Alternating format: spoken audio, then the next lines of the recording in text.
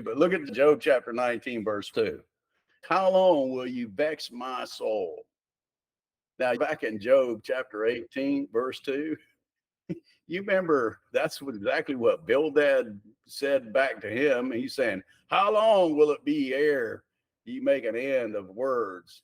Mark, and afterwards we will speak. How long are you going to run your mouth, Job? We're waiting for you to shut up so we can finally tell you what's going on. And Job comes back with the same opening statement because that was Bildad's last opening statement. How long? Job goes, how long will you vex my soul? I get looking at that thing. Is your soul vexed? You remember Lot that was in Sodom and Gomorrah? It was said about him, his soul was vexed with their filthy conversation. As a matter of fact, it says his righteous soul was vexed from day to day with their filthy deeds.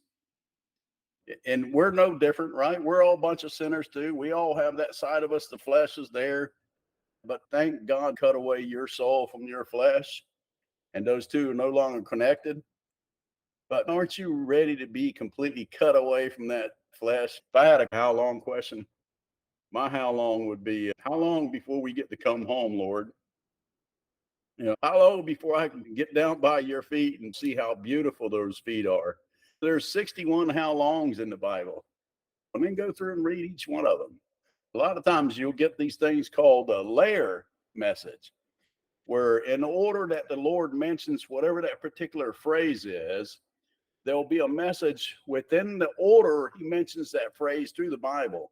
I'm telling you, this Bible is so well connected that it just never ceases to amaze me when I go through there and look at something. It's like there's shadow messages within messages. It's a really amazing book.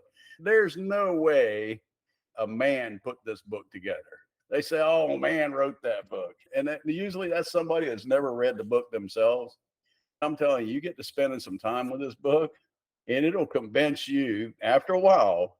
You will be convinced there's nothing that's more true than that book right there. That is the truth. You will know. You'll come to that conclusion. Psalm 12, 6, 7. The words of the Lord are pure words, as silver tried in a furnace of earth, purified 7 times. Thou shalt keep them, O Lord. Thou shalt preserve them from this generation forever.